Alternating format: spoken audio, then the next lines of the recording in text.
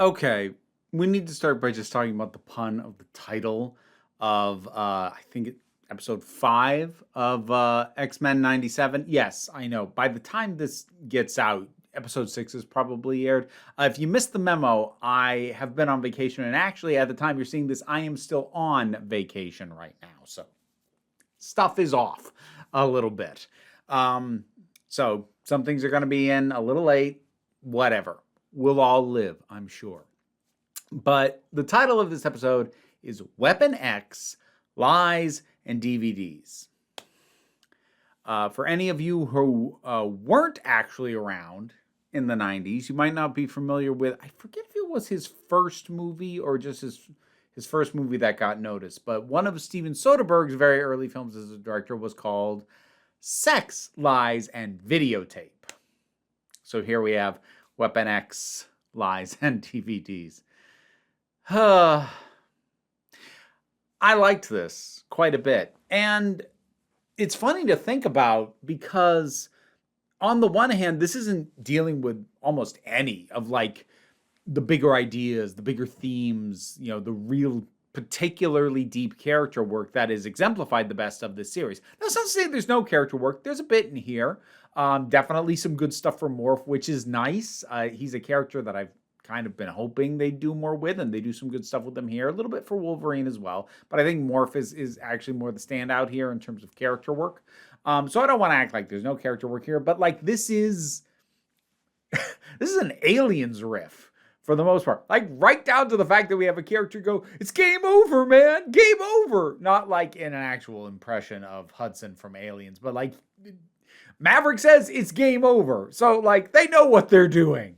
And to be fair, the Brood have always just been a Xenomorph ripoff, pretty shamelessly, actually, really functionally. The only major difference, at least, I mean, I don't know if more has been done with them since, but at least at the time they were introduced, is that rather than a chest burster, exploding out of a character's body, it just transforms their entire body into a new brood after an egg has been laid in them. So like, but like, look at them, the way they behave. I mean, they literally scuttle around like cockroaches. It's very much doing a Xenomorph thing. It always has, but like they just do it really well. Okay, so first of all,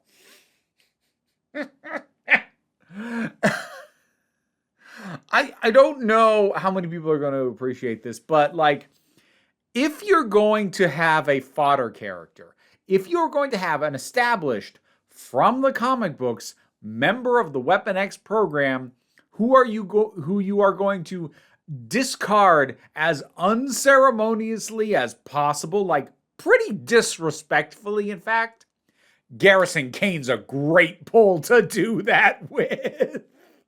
Oh God, Garrison Kane. Like, legitimately, if on the off chance you are a fan of this character, then I do feel bad for you. I think it sucks if a character that you like or at least find interesting is kind of treated disrespectfully. But, speaking as somebody who has no respect for that character, I thought that was great. So yeah, I enjoyed that. And like, how many people even remember that this guy was a thing? Probably not many. Better that way. But we get the whole crash in the initial, alluding to, because we see the kind of mutated birds, and we got these early hints. And I like Maverick is a little bit kind of a hanger-on, which is why it's okay he gets killed. Like, he's not disrespected the way Garrison was, but he's fine. I liked the characterization on Lady Deathstrike and on Sabretooth. Now, Sabretooth in particular is actually a character I really like and has frequently been done dirty in a lot of adaptations just because of how much they just treat him like a big hairy idiot, This is part of why I think it's still, and I will probably always think it's criminal that Liev Schreiber only played him once, because wow, was he really good. But I like his personification here, and like, he is, the big snarly jackass, but there's a little more to him than I think he tends to get. Like, I love he's the one who repairs the power so that they can use the electronics, because he's like, look, I'm over 200 years old. You want to know the best way to survive as the times change? Keep up with technology. Like, first of all, sound concept. Second of all, coming from him, a guy you would not expect it from. Yeah, I like it. It's, again, Sabretooth is a character who I like, legitimately like as a character. When, stories actually bother to characterize him. When they do, he can be great. And he's pretty good in this. And Lady Deathstrike also, I enjoyed her as well. She's not a character. She's one of those characters who I always knew aesthetically. I didn't read that many stories with her, so I don't know how accurate it is. I'm assuming it is. But her presence in this story as the more stoic and calm one overall was a good add to the mix of the dynamics we had in the group. Throwing Omega Red in as a complication, that's just fun. I'd forgotten that he's like kind of a zombie. I'd forgotten about that. And I like that as like a detail as to why the Brood would ignore him. But of course, he's Omega Red, so he's still going to be a problem. And I like that this is pretty upfront with how selfish Wolverine can be. Because he's pulling people into it. Like, granted, he doesn't know the exact nature of what's going on. And if he'd known, he might not have gone, or certainly might not have brought all these folks here. Definitely not Morph at the very least. But, he does lead people into a very dangerous situation, doesn't fully tell them why, because he's got his own thing going on. And that sort of moment as they're leaving, and, he's looking at his claws, and with very little animation, in like a change of facial expression or anything, you just kind of get the sense of the wheels turning, like, is this really all I am? Was this worth what I just did? And I think it says a lot that a show with, at times, kind of stiff animation still is able to bring that across through shot choice, the times when the characters are speaking, the voice acting, the tone, the soundtrack. It just all culminates to bring across more than actually feels like you should be able to get out of a scene like that in a show like this. So, yeah. And of course, the action's fun. It's splattery, and, benefits of green blood. You can kind of go hog wild because, like, oh, no, you don't have to, like, raise our rating or anything. See, it's green. Ultimately, though, I do think Morph was the highlight. Like, seeing Morph sort of question and even get annoyed with Wolverine, but like in a way that doesn't feel like it's going to be the foundation for like like some sort of friend split to then like come back together. Like, no, but it's a bump. It's a bump in their relationship. But Morph still clearly cares about him.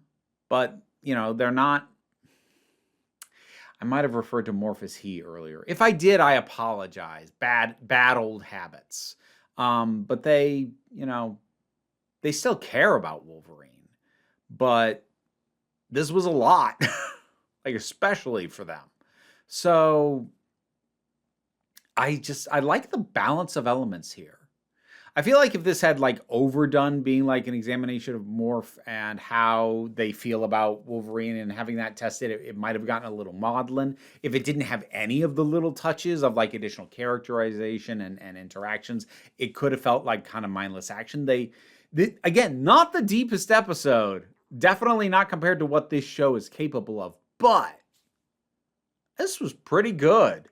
Like, when you can do what could easily be just a mindless action episode, and like put some genuine tension in and actually get me interested in it, and even have like some legit shots at like some horror imagery. I hesitate to call the episode scary, but like they're still doing that mood and tone legitimately.